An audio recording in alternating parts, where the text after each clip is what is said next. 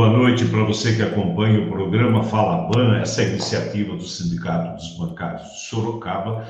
Esse programa que vai ao ar toda segunda-feira a partir das 19 horas pelo YouTube, com a produção da nossa Ana Fonseca, com a direção do Cabé Lopes.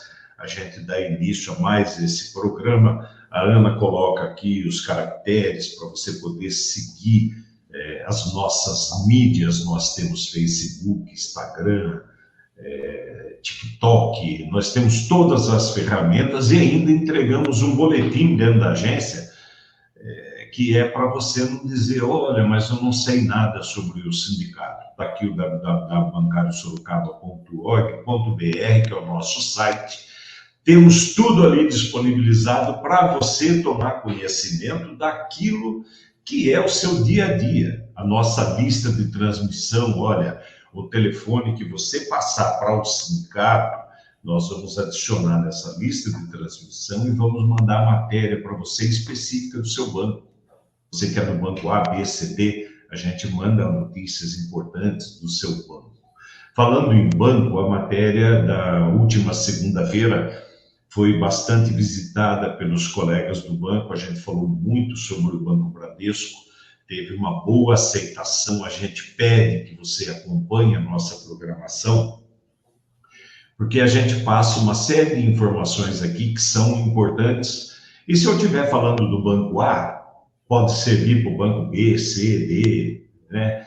Quando é um assunto específico, é importante que os colegas daquele banco prestem atenção.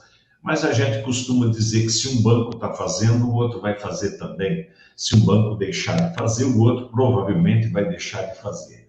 O difícil é eles deixarem de fazer qualquer coisa que nos ajude. Eles deixam de fazer qualquer coisa desde que seja vantajoso para o banco, né? Então, essa é uma informação importante que a gente tem que passar e pedir para você acompanhar a nossa programação. Esse programa Fala Ban já existe há 4 anos. A gente faz divulgação semanal aqui. Já me falaram, Julião, você é resistente, você faz... a gente é resistente, sim. Mas temos aqui a Ana, que é a nossa jornalista, que cuida da produção. Essa mulher tem trazido para a gente várias matérias. E um parceiro muito grande nosso é a LBS, o Escritório de Advocacia, que fica aqui na cidade de Campinas, e nós temos a parceria aqui em Sorocaba. Alguns já conhecem o doutor Fernando, a doutora Gabriela, e hoje a nossa entrevistada, eu ainda não a conhecia, é a doutora Vitória Rodrigues da Costa. Ela é advogada, e nós vamos falar sobre o adoecimento da categoria bancária e benefícios acidentários. Doutora Vitória, muito boa noite, seja bem-vinda ao nosso programa. Esse bate-papo aqui, que a gente procura levar por 40 minutos, aquela mentira que o Júlio conta, né, de 40 minutos. Muito boa noite. Boa noite, Júlio. Boa noite a todos os bancários, todo mundo da categoria que está nos ouvindo. Hoje a gente vai falar sobre um tema que, enfim, permeia toda a categoria. E eu gostaria de começar o nosso bate-papo trazendo um pouquinho de estatística. Eu gosto de estatística porque eu acho que situa a gente, enfim, dá uma noção ali de dados, enfim, e consegue trazer um pouco mais para a realidade o que a gente vai conversar. Eu estava estudando um pouco sobre isso e aí eu me deparei com uma estatística muito interessante sobre o adoecimento bancário no ano de 2022. Foi registrado no país inteiro, foram registrados 105,2 mil afastamentos acidentários pelo INSS. Desses 105 mil, 3,7% é referente à categoria bancária. Isso no ano de 2022. O que por si só já é uma estatística alarmante, mas ela se agrava quando a gente fala do adoecimento por questões mentais, por questões psicológicas e psiquiátricas. 25% dos afastamentos acidentários em todo o Brasil é decorrente de um vínculo bancário. Enquanto os afastamentos comuns, os afastamentos previdenciários de doenças que não decorrem do trabalho, são em torno de 3%. Então, assim, é uma diferença... 3%. 3%. referente à categoria bancária, né? Então, assim, é uma diferença alarmante e isso traz aqui uma informação que você sabe, quem está nos ouvindo sabe, o sindicato sabe, que é o ambiente bancário. É um ambiente predatório, é um ambiente com metas, é um ambiente com muito assédio moral, e isso reflete nessa estatística que nós falamos. Isso leva a adoecimento físico, isso leva a adoecimento mental. E alguns, enfim, teóricos falam, inclusive, em uma pandemia dentro do ambiente bancário, principalmente quando a gente fala de adoecimento mental. Então, é muito importante entender os direitos que são previstos nessa situação. Primeiro, para ter uma prevenção por parte do banco, né, por parte do empregador, para que ele consiga ali minimizar os riscos que os seus funcionários têm. E enquanto pessoa física, para de fato se resguardar, para saber como você pode agir em caso aconteça uma situação dessa, enfim, com você, com um colega de trabalho, com um gestor próximo, enfim. E assim, eu acho que é importante a gente começar a nossa conversa fazendo uma distinção entre um benefício acidentário e um benefício comum, entre o B91 e o B31, como tanto se ouve falar por aí. Você pode me interromper se você quiser começar por outro caminho. Eu tenho essa pergunta para te fazer sobre o B31 e o B91. Se você quiser antecipar ele, a gente já passa para essa pergunta, então. Então, Fica à vontade. pode ser, porque eu acho que é um bom ponto de partida já para deixar Sim, isso delimitado, né? Assim, sim. quando a gente fala de valor dos dois benefícios, não há nenhuma diferença. A forma de cálculo ela é a mesma, o coeficiente do benefício é o mesmo, que é 91% da média ali de todos os salários de contribuição desse trabalhador. A diferença principal, ela tá ali na origem desse afastamento. Os requisitos são muito semelhantes, é necessário que tenha uma incapacidade temporária para o trabalho, que seja total, mas temporária, por mais de 15 dias, porque a gente sabe que os 15 primeiros dias o empregador é quem custeia. Então, a partir do 16º dia, tem ali o auxílio doença, seja ele B91, seja ele B31. O preenchimento de uma carência, que no caso do B91 é isento, então a gente já parte para a primeira diferença. Se você tem uma doença comum, não ocasionada pelo trabalho, você precisa ter no mínimo 12 contribuições ao INSS para que você consiga se afastar pelo B31. Enquanto no B91, não. Se você tem ali um mês de trabalho, você tem qualidade de segurado do INSS, você não precisa preencher esses 12 meses. Então, essa já é a primeira diferença. A segunda diferença e a determinante, digamos assim, porque é a que vai definir qual que é a modalidade do benefício, é a origem da doença. E eu sei que a gente fala em acidentário, vem à nossa mente um acidente típico, uma queda, uma fratura, enfim. E não necessariamente. Na verdade, na categoria bancária, isso é pouco comum. Quando a gente fala em acidentário, tem que se interpretar como um adoecimento decorrente do trabalho, decorrente das suas funções. O quanto aquela função desempenhada no seu dia a dia colabora para o desenvolvimento ou até para o agravamento de uma doença. Aí a gente fala da figura da LER, que, né, Sim. o movimento repetitivo, o esforço repetitivo, ele vai ali, né, no dia a dia ocasionando uma limitação, uma incapacidade. A gente tem as questões psicológicas que decorrem disso que comentamos, da abusividade, das metas excessivas, inalcançáveis. Então, o ponto-chave aqui é a relação com o trabalho, o quanto aquela atividade colabora para o desenvolvimento ou para o agravamento dessa doença. E isso é o ponto-chave para delimitar qual o benefício que vai ser concedido pelo INSS ou requerido. Porque nem sempre, nós vamos falar disso mais à frente, mas nem sempre a avaliação que o INSS faz, ela é pertinente. Sim. Então, é importante saber para ter o delimitado ali qual benefício será pretendido.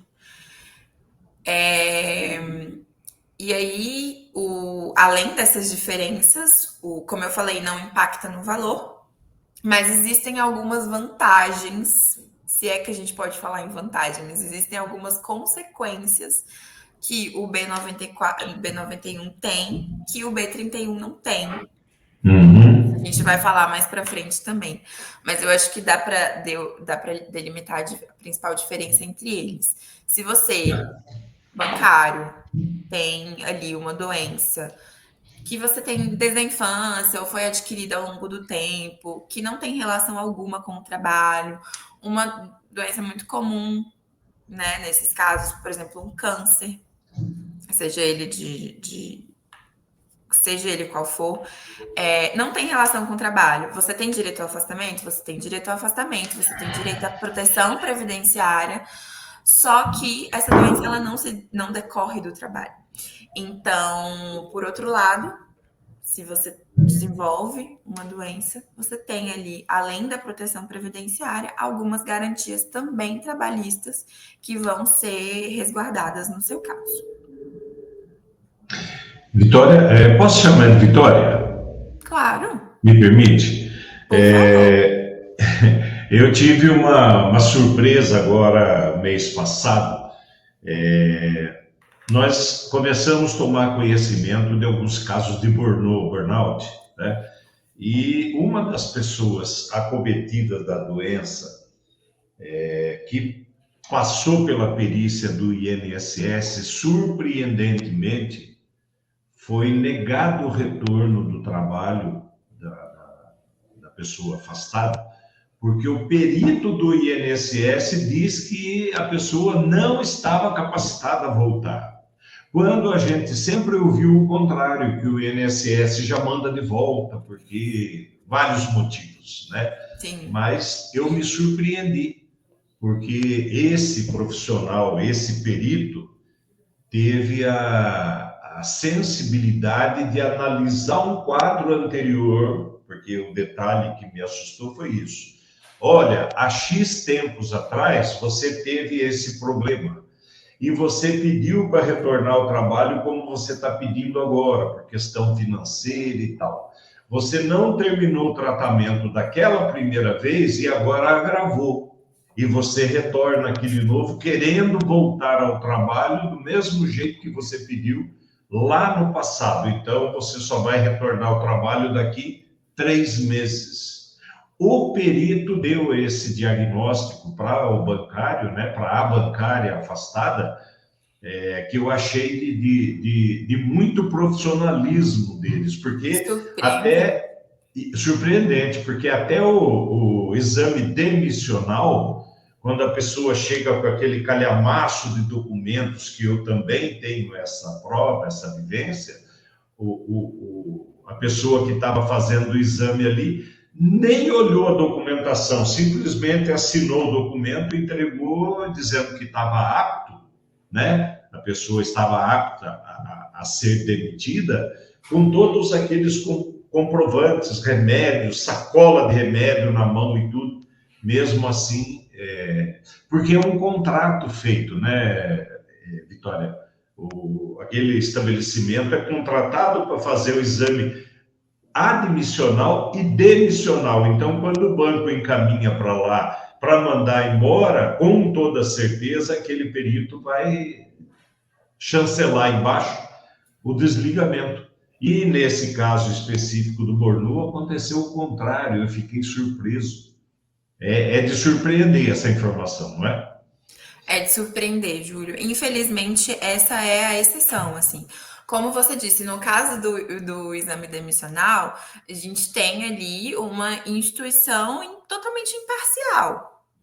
E o que não deveria acontecer no caso do INSS. A gente sabe que o INSS é uma autarquia federal, ele é da administração pública, deveria atender aos princípios da administração pública e deveria agir com toda a imparcialidade. Mas na prática não é isso que acontece. Infelizmente não é isso que acontece. Quando a gente se depara com um relato como o seu, de uma bancária que teve o seu quadro real analisado, já causa um estranhamento gigante.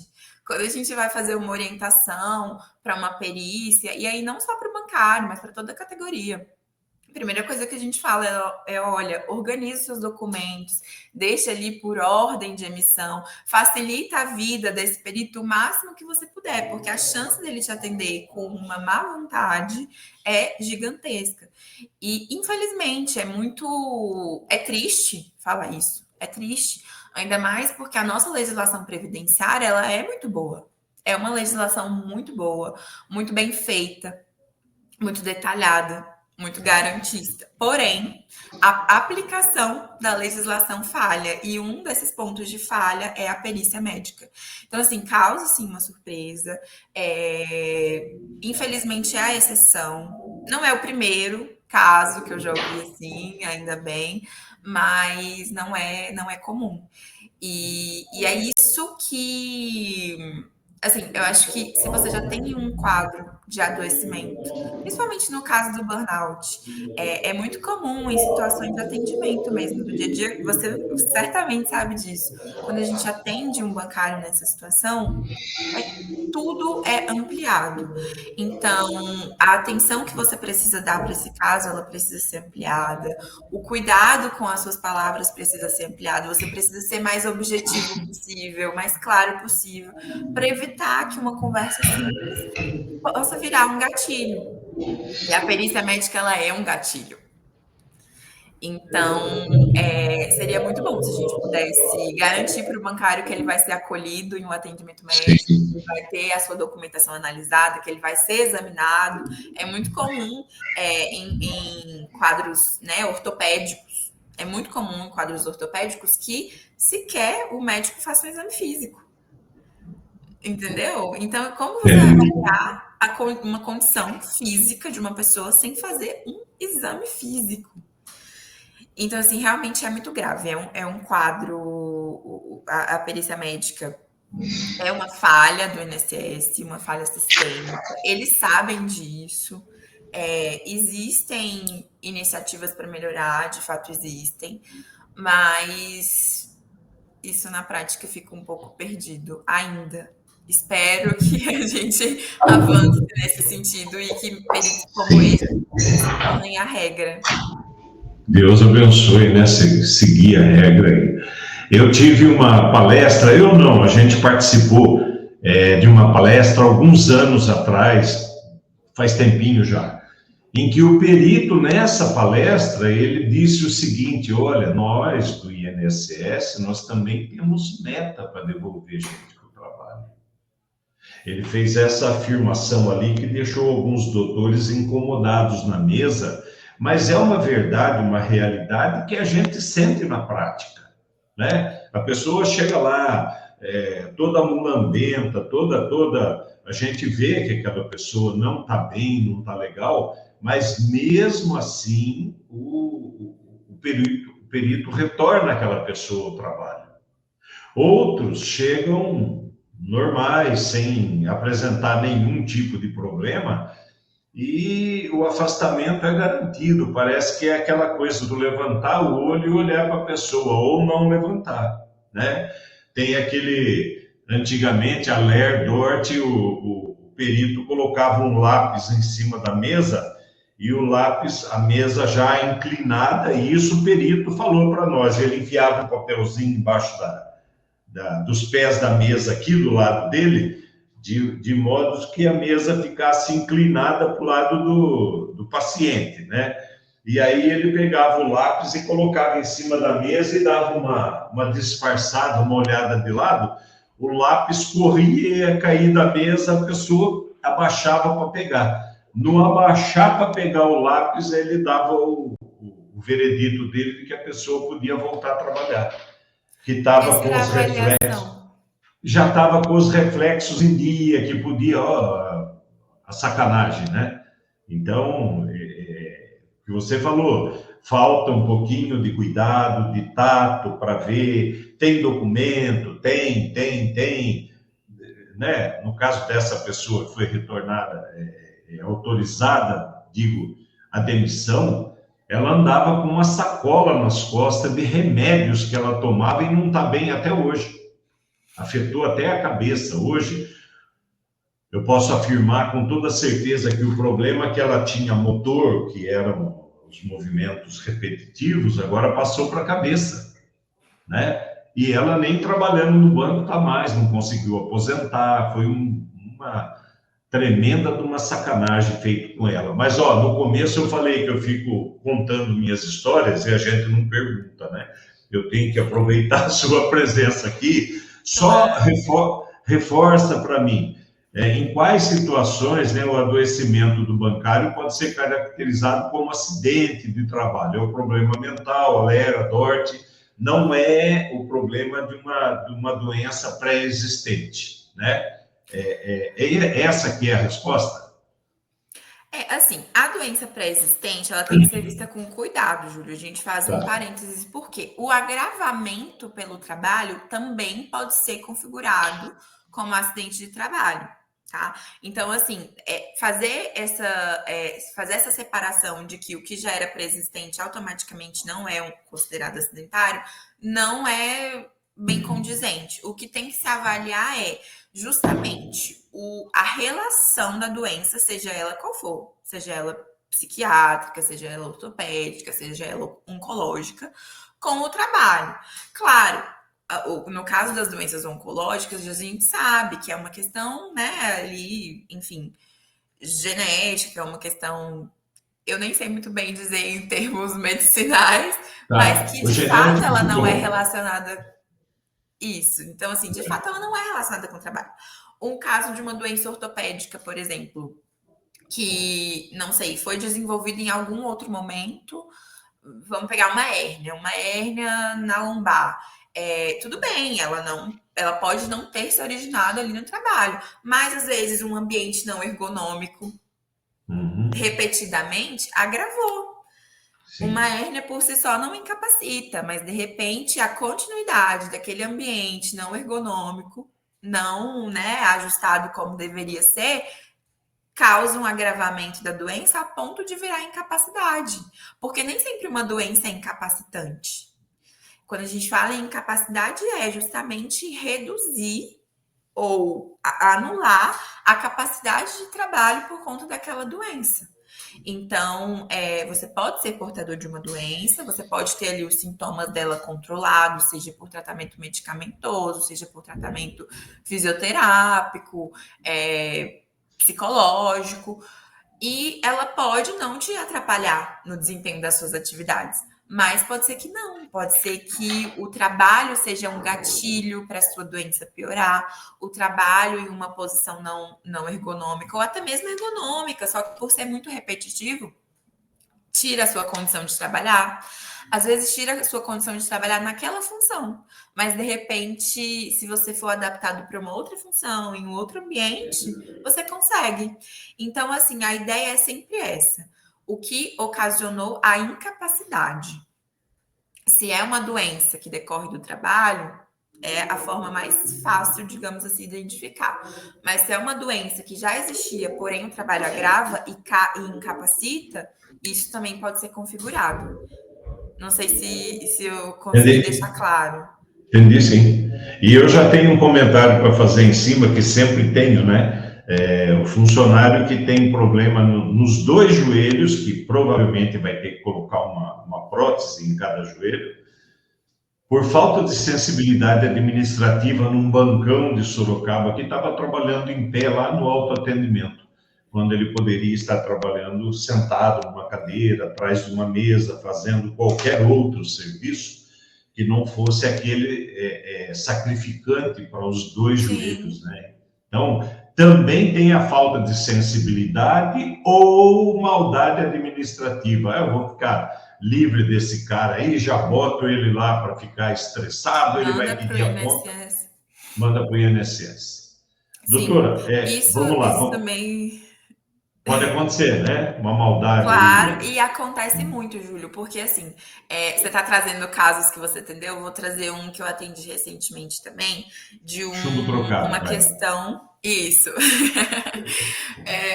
Ele não é bancário, mas ele tem uma questão no quadril e ele precisa fazer uma cirurgia.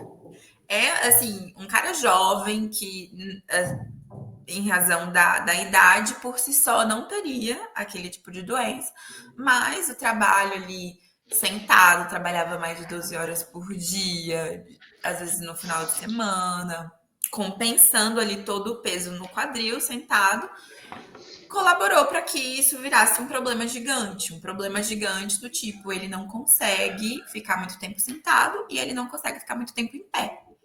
Então, assim, ele não consegue ter um trabalho só sentado e ele não consegue ter um trabalho que seja só feito em pé. Tá bem. Precisa ali de uma dinâmica, precisa de uma adaptação. E em momento algum a empresa se prontificou para isso. Porque poderia ser facilmente resolvido. De repente, um trabalho em home office daria a ele uma condição ali de ficar 30 minutos sentado, levantar um pouco, se alongar, fazer uma caminhada ali na sua casa, ou até mesmo no ambiente de trabalho. Mas em momento algum isso foi colocado na mesa. Ele já foi direcionado para o INSS e ele me falou, doutora, eu não queria. Eu não queria ir para o INSS, eu não queria estar fazendo uma perícia médica no INSS com todo o descaso que acontece. Eu queria estar trabalhando, eu queria estar fazendo a minha função, foi o que eu estudei para fazer.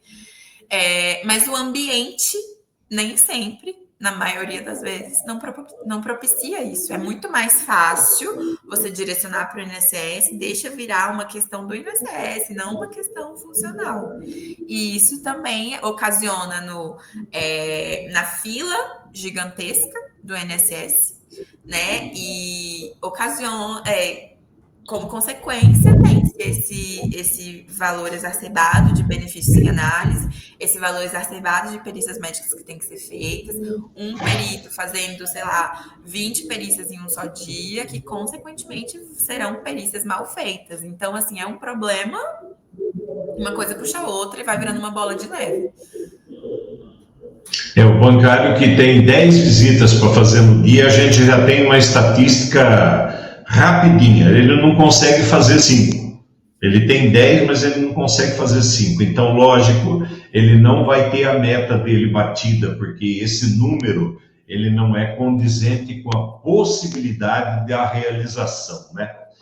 Doutora, Justamente. quais os direitos adicionais, né, que o bancário garante ao receber um benefício acidentário com uma estabilidade de 12 meses após o retorno?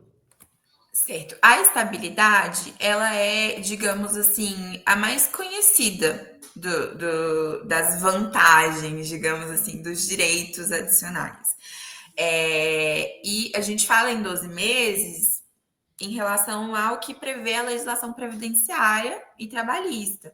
Mas esse prazo ele também pode ser estendido por convenção, tá, Júlia? Eu acho sempre importante fazer esse destaque, porque é o período Sim, mínimo. sim. As categorias podem ajustar ali de acordo com as suas convenções e acordos. Outra questão muito importante também é a questão do depósito do FGTS. Por quê? Um bancário afastado por B31, ele não vai ter ali o seu FGTS depositado mensalmente. No caso do B91, ele tem. É uma proteção trabalhista garantida justamente para que seja o trabalhador ele seja compensado, digamos assim, por ter desenvolvido aquela doença fazendo aquela atividade. Então, nesse todo o período de afastamento, o depósito do FGTS tem que ser feito por parte do empregador também. E aí a gente vem para uma outra questão que pensando de uma forma prospectiva. Porque nem sempre um auxílio doença ele vai ser transformado em uma aposentadoria. A ideia é que seja uma coisa transitória. Enquanto a pessoa está incapaz, ela recebe aquele benefício, substituindo a sua renda, e para que ela consiga se recuperar, para que ela volte ao mercado. É interessante para o INSS é interessante para o país, na verdade, ter pessoas trabalhando, ter pessoas contribuindo para o INSS, ter pessoas movimentando a economia. Então, a ideia é sempre estimular o retorno ao trabalho, mas nem sempre isso é possível. Existem casos em que uma doença que seria uma incapacidade que seria temporária acaba virando uma incapacidade permanente. E permanente que não seja passível de reabilitação para uma outra função. Nesses casos, aí a gente fala da aposentadoria por invalidez, que com a reforma da Previdência nem tem mais essa nomenclatura, mas eu sou apegada a ela porque eu acho que ela é mais simples. O nome pós-reforma é benefício por incapacidade permanente, enquanto o auxílio-doença é o benefício por incapacidade temporária. Então, eu sou apegada aos nomes antigos. Mas, no caso de um B91, se ele virar uma aposentadoria por invalidez, o cálculo ele vai ser mais vantajoso.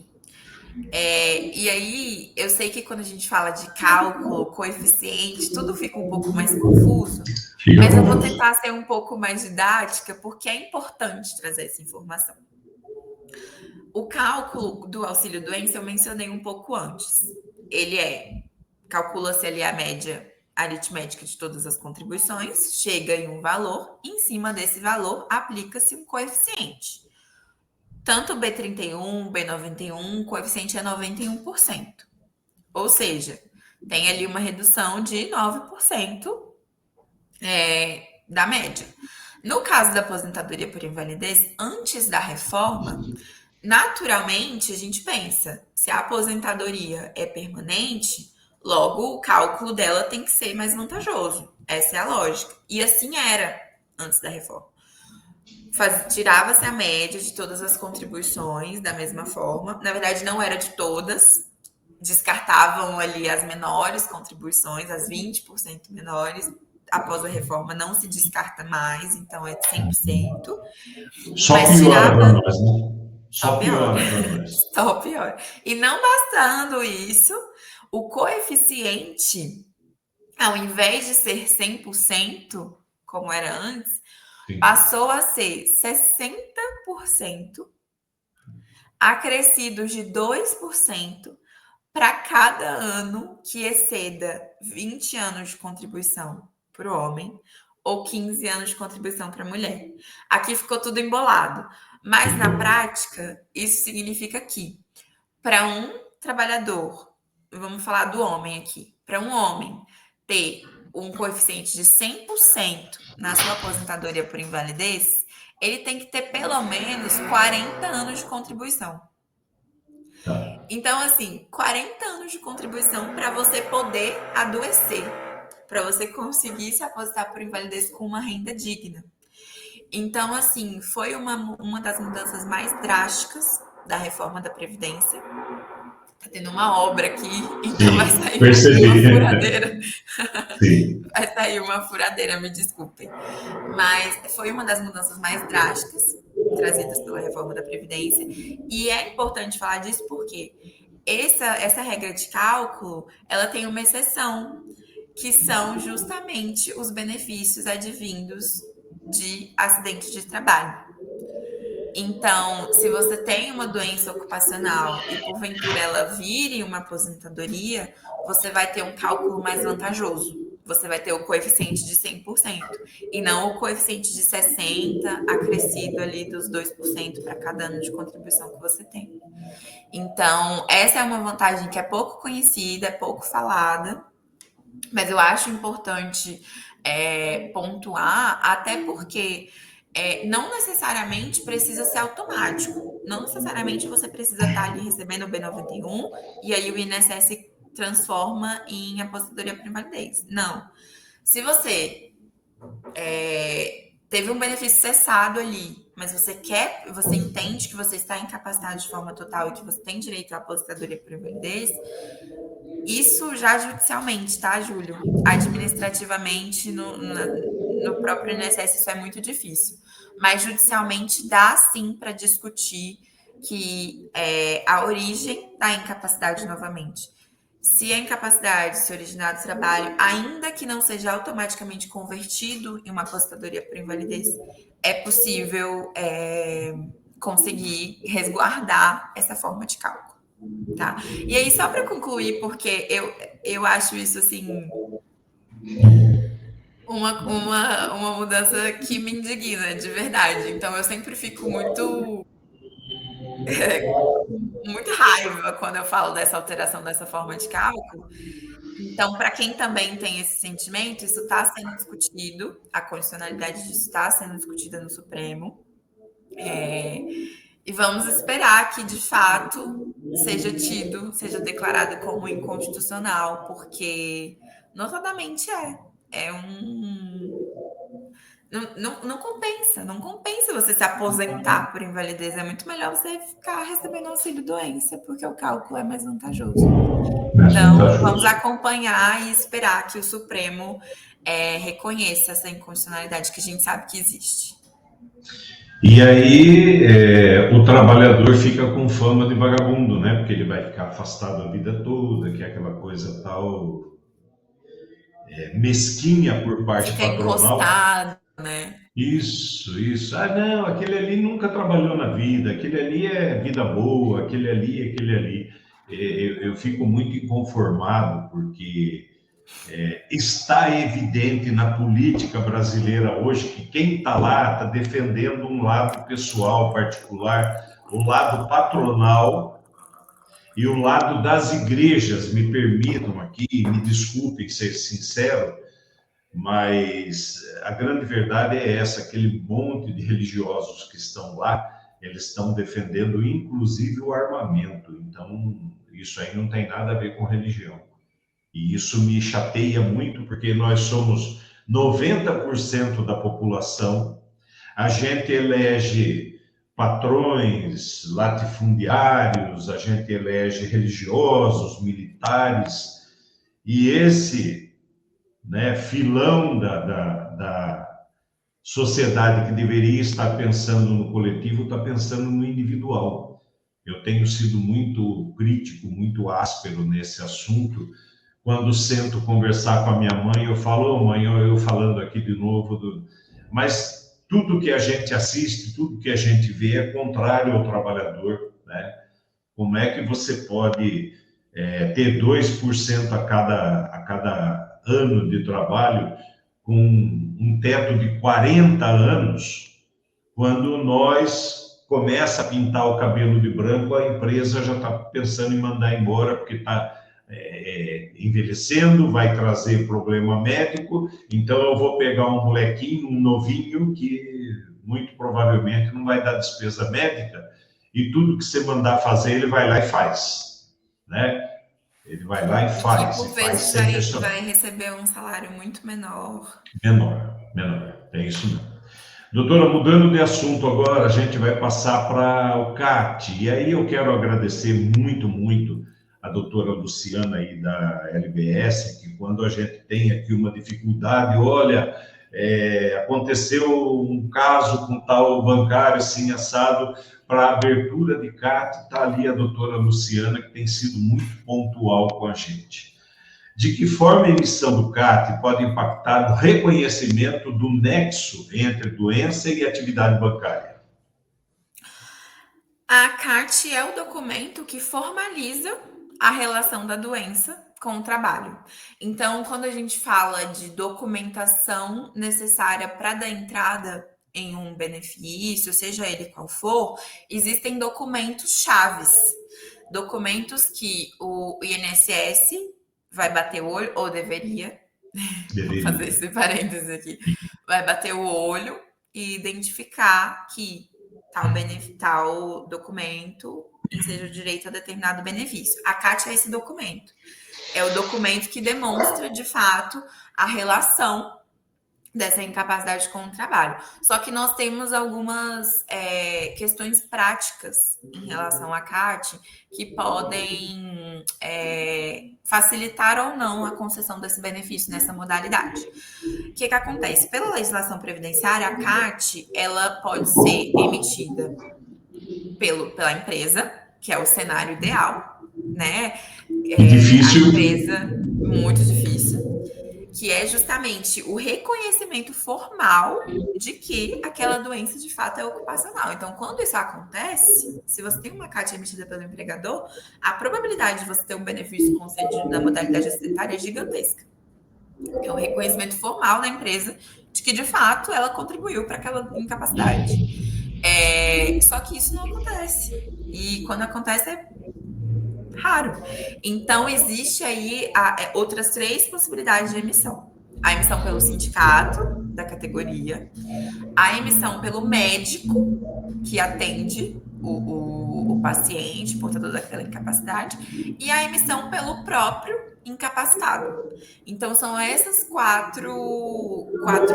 enfim, são essas 4 figuras que podem emitir esse documento. E aí, quem emite vai determinar ali o quanto você vai precisar brigar para ter reconhecido essa característica. Como eu falei, se é uma carta emitida pelo empregador, a chance de ter concedido ali automaticamente é muito alta. Mas quando a gente fala nas outras 3 modalidades, a gente precisa de outras provas complementares que demonstrem isso.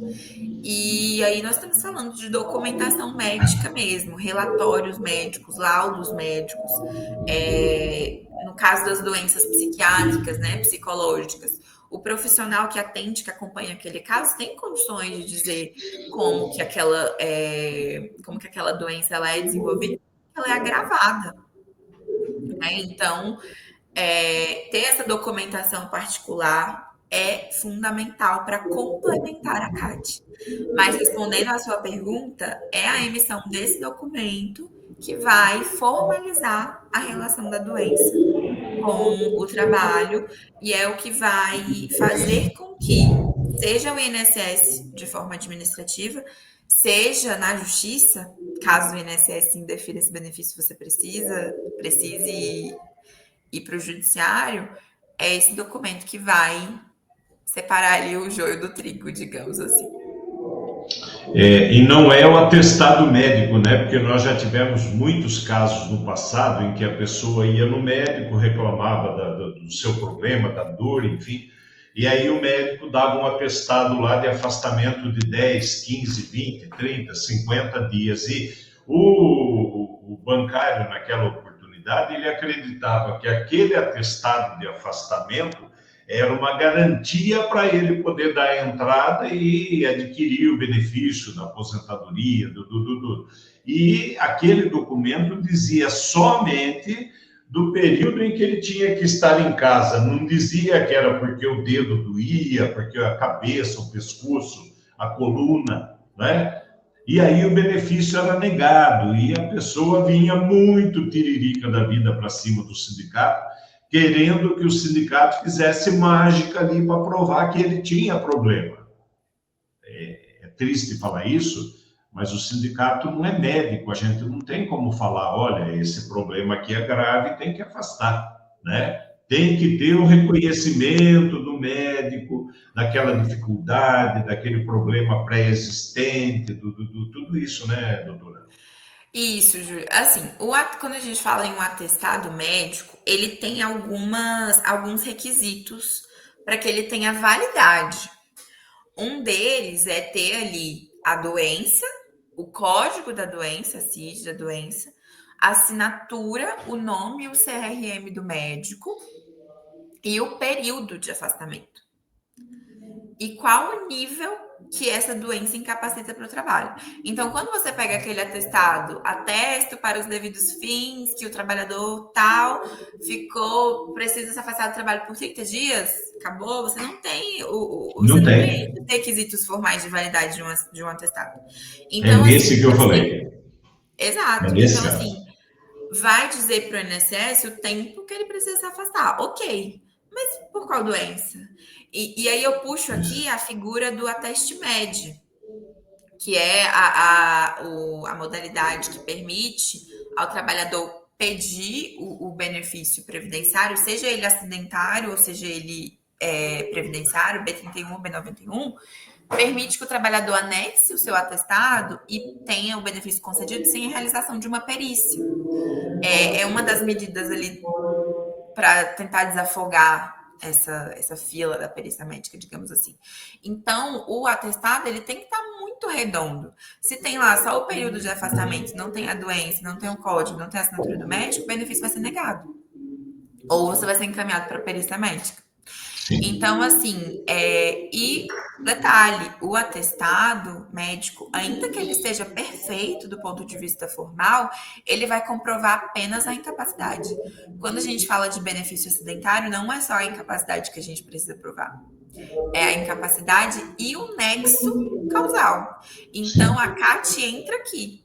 Você precisa... se eu tenho só a CAT, então não preciso de atestado? Não. Muito pelo contrário, são os dois. Cada requisito do benefício tem a sua forma de comprovação.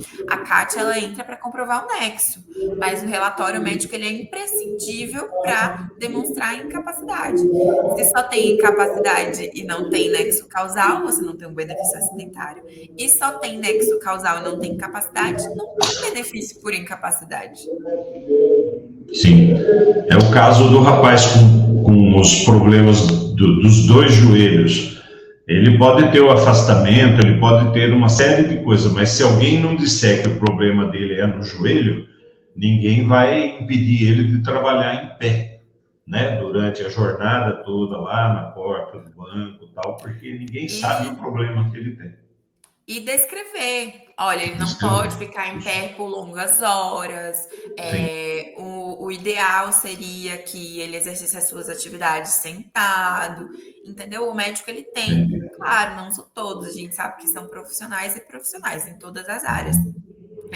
Mas o ideal é que o médico faça o relatório médico o mais específico possível para facilitar na perícia, né? Seja ela no INSS, seja ela judicial. Entendi. Doutora, eu passo por mentiroso. Nós estamos com 47 minutos, eu falei pouquinho, né? Não é culpa minha. Eu vou fazer a minha autodefesa aqui e fazer a última. Não, mas você está explicando que é bastante importante para nós. Eu vou fazer a minha última pergunta aqui, para a gente não alongar muito, né? Quais medidas legais o bancário pode tomar caso o INSS negue o reconhecimento do benefício acidentário, mesmo havendo indícios de relação com o trabalho? Quais medidas legais? Certo. Eu vou explicar um pouco das esferas para eu conseguir concluir a minha resposta de uma forma mais assertiva.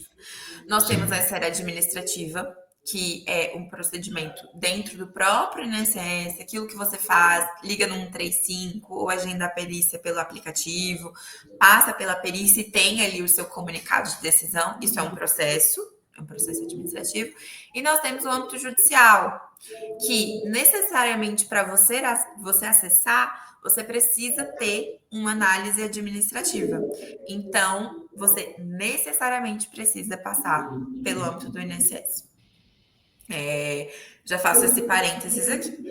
Dentro do INSS, quando você marca a sua perícia ou quando você anexa o seu atestado médico lá via teste med, para dar entrada no pedido, anexa a CAT junto e tem um indeferimento, você tem a figura do recurso, o recurso ordinário, que, da mesma forma como acontece na justiça, vai levar aquela apreciação para uma instância superior. E dessa instância superior também tem uma outra instância, que é o que você acessa por meio do recurso especial. Então, tem ali as instâncias. O primeiro passo para você, o que você precisa fazer de imediato quando você recebe o indeferimento do INSS, seja negando o benefício completamente, ou seja, concedendo só na modalidade B31 e não na B91, é o recurso. E assim, por mais que... E aí eu vou falar uma opinião pessoal, tá? Não sei se todos os colegas previdenciaristas concordam com isso, mas isso é o que eu vejo na prática e o que eu aplico.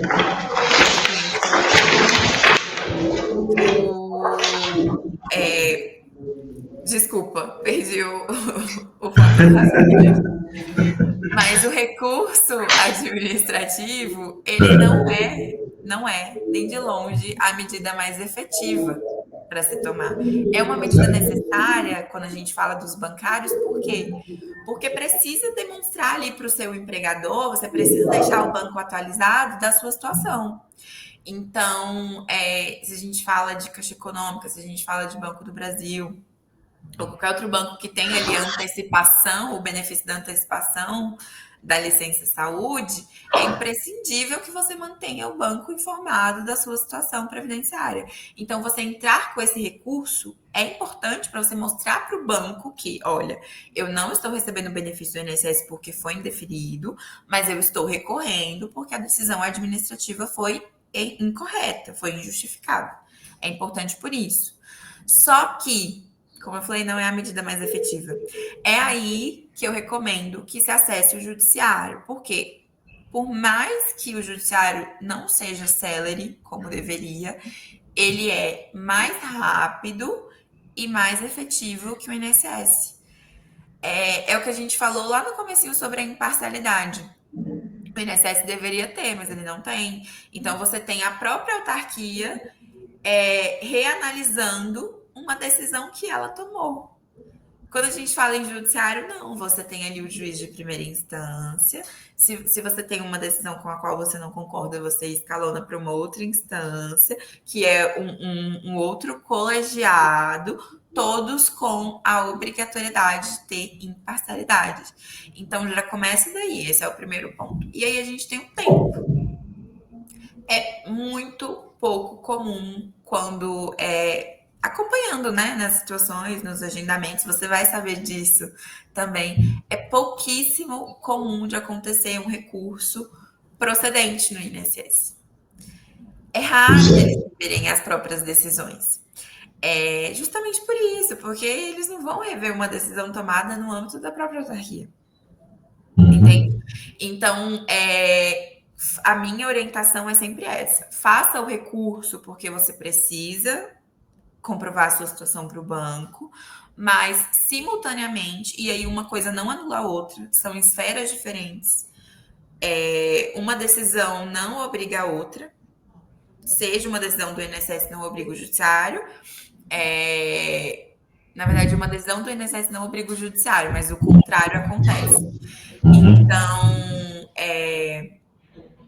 entre com recurso, mas entre com o processo também. Porque já vai te deixar resguardado até já pensando em receber os retroativos desse período que você ficou afastado e ficou ali sem os seus rendimentos. Ou então recebeu uma antecipação do banco e eventualmente vai ter esse crédito estornado. Sim. Entendeu? Então, assim, a orientação é essa, Júlio. E aí, nesse caso, você, bancário, isso serve para qualquer tipo de categoria profissional, para o trabalhador de um modo geral. Mas você, bancário, tem o sindicato e o advogado e o sindicato, não importa a ordem aí, porque a gente está aqui para prestar esse serviço para você, né? O importante é que você tenha a informação correta daquilo que você pode, daquilo que você deve fazer. Porque não é pegar simplesmente um papel que o médico mandou você ficar 3 dias em casa que isso vai te dar garantia, não vai. Tem que ter ali uma descrição, olha, tem um problema aqui, outro ali, esse problema porque ficou muito tempo em pé, na máquina, que tem problema nas pernas, no joelho, no quadril, né? Tem que ter ali um descritivo todo para você poder chegar lá na hora da aposentadoria ou no afastamento, ter ali toda a comprovação de que você tinha já esse problema durante muito tempo, né? E alertar o banco, olha, fui devolvido, mas eu estou movendo porque eu tenho um monte de documentos aqui que comprovam que eu tenho esse problema e tal e coisa.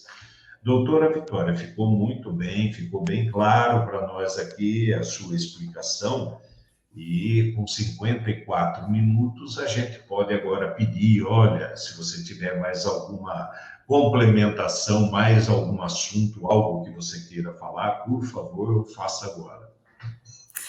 Certo, Júlio. Então, eu vou encerrar aqui complementando essa sua última fala. Não conhecer os seus direitos pode te trazer prejuízos financeiros e Perfeito, prejuízos funcionais. E perfeito. aqui, essa ferramenta é uma ferramenta importantíssima de conhecer seus direitos. O trabalhador que sabe o que ele pode, que sabe o que ele tem direito de exigir, o que ele tem direito de receber, o trabalhador empoderado é um trabalhador que não é passado para trás. Desculpa aqui a expressão. Sim. Então, aproveitem esse canal do sindicato, se informem. Se está numa situação parecida, se conhece alguém que está nessa situação, se você foi afastado pelo B31, mas você desconfia que aquilo é decorrente do trabalho, que pode te dar uma aposentadoria acidentária, procure o sindicato, procure o jurídico do sindicato, porque nós estamos aqui para prestar essas orientações. O trabalhador informado é o trabalhador que resguarda os seus direitos. Aproveitem esse canal para isso. Porque, de fato, a legislação previdenciária ela é complicadíssima. Ela é complicada para mim, que sou advogada previdenciarista, ela é Uhum. complicada para os colegas da área trabalhista, ela é complicada para o trabalhador, entendeu? E usem os mecanismos que vocês têm, porque, de fato, é um direito. Eu falo isso muito para cliente em atendimento. Às vezes eles falam, ai, doutora, será que vale a pena entrar? O benefício é um valor baixo? Será que vale o desgaste, o custo, enfim? Não, acho que não vou entrar. Vale. Pode ser R$ 30. É o seu direito de receber. São R$ 30 que são seus e que você tem que se resguardar, sim. Então, eu gostaria de encerrar a minha fala me colocando aqui à disposição enquanto jurídico do sindicato, enquanto advogada da LBS, que atua em prol do trabalhador. Utilize o sindicato, utilize essa ferramenta que é disponibilizada, porque isso certamente vai fazer toda a diferença na sua vida funcional. Não só para afastamento previdenciário, né? Para todas as outras questões trabalhistas, enfim. Mas eu vou puxar aqui a minha sardinha do previdenciário. Tá perfeito. Doutor, a gente se surpreende todo dia com o bancário, um público jovem hoje, 20 e pouquinho de idade. E aí, para finalizar essa nossa conversa, o que eu falei na segunda-feira passada, fui surpreendido quando procurei por uma bancária que eu não localizava ela em lugar nenhum. Eu tinha, por acaso, tinha o telefone, liguei e falei, olha, mas eu fui demitida, não estou mais trabalhando no banco. Por que você não procurou o sindicato, advogado? É porque eu não sou mais bancária, né? Então, ela se julgando fora da categoria, ela não pensou em procurar o sindicato porque ela não era mais bancária. E é aí que eu digo, você saiu da instituição financeira, seja ela qual for, procura o sindicato, conversa com o advogado do sindicato, né? Nós temos, inclusive, uma tabela diferenciada para poder atender você. Temos um exemplo aqui de um colega, não, meu primo, ele é bacana, um advogadão porreta e tal, na hora do vamos ver, do percentual, ele cobrou 30 do bruto, né? E aí o colega ficou, poxa, mas ele me sacaneou. Não é sacanagem, é o profissional. Se ele acha que vale 30% do bruto, você vai fazer o quê? O sindicato tem um custo diferenciado, por causa de uma parceria que nós temos, por causa da experiência que esses advogados têm. A doutora, com todo respeito, eu estou conhecendo hoje, ela deve ter inúmeros casos que passaram pela mão, que se uma pessoa chegar com um caso X, ela vai lembrar de um. Chegar com um caso Y, ela vai lembrar de outro. Então, a gente chama isso na linguagem advocatícia de jurisprudência, né, doutora? Você começa a falar de um assunto aqui, você já lembra do outro lá, como é que foi, qual o caminho tomar. Então, Exato. né, essa é a ferramenta que você tem na mão, o sindicato e o departamento jurídico. Eu digo, o departamento jurídico é o principal pilar do sindicato dos bancários. É ele quem dá a garantia daquela convenção coletiva que nós discutimos, né? Sábado e domingo agora nós tivemos a Conferência Nacional, nós vamos então levar as nossas reivindicações para tentar colocar na convenção coletiva. Agora, quem defende a convenção coletiva está aqui do lado, ó, o advogado, né? Então é muito importante que a gente tenha essa informação passada para você, porque o advogado está aqui para trabalhar por você. A convenção coletiva existe para você. Faça uso dela. Doutora, uma hora de programa. Para finalizar, vai. Finaliza. Complementando a sua fala, conteúdo, informação na internet sempre vai existir. Hoje em dia, a gente tem essa ferramenta maravilhosa né, que é a internet, enfim. Então, sempre vão ter profissionais adequados para te orientar. Mas nada como o profissional que atua com a categoria. Porque justamente conhecer a categoria, conhecer a convenção, conhecer os acordos, conhecer as disputas ali, o histórico disso tudo, que pode te trazer um resultado diferente no processo. Então, é isso, eu finalizo dessa forma. Perfeito. E as informações que estão disponibilizadas também tem muito fake news, por isso que você tem que procurar pelo sindicato e pelo advogado, né? Para não entrar lá numa receita de bolo e colocar cimento no meio, não vai dar certo. Né? Exatamente. Então, olha, doutor, agradeço muito sua participação aqui no nosso programa, foi bastante esclarecedor, a gente deixa o canal em aberto para qualquer mudança, qualquer situação que possa aparecer um pouquinho mais para frente e que possa ser importante a gente passar para os nossos colegas. Tá bom? Certo, Júlio. Quero agradecer a audiência. Eu que agradeço muito. Quero agradecer a audiência de você que acompanhou o nosso programa até agora. Nós acabamos de passar por uma conferência nacional, então, na sequência, a gente vai trazer novas informações, né, para que a gente possa, então, dar sequência a essa nossa labuta diária, que é a categoria bancária, que está cada vez mais apertada, mais estreita, com mais metas e menos funcionários para trabalhar. Então, a gente deixa aqui um abraço carinhoso, afetuoso para todos vocês e aguardamos você na próxima segunda-feira, eu acho que é dia 1º de setembro, se não me falha a memória, para a gente poder dar sequência aqui ao nosso programa Fala Banco, fica disponibilizado pelo YouTube, com a direção do Cabelo Lopes, a produção da Ana Fonseca. Estamos encerrando o nosso programa de hoje. Grande abraço a todos, até semana que vem.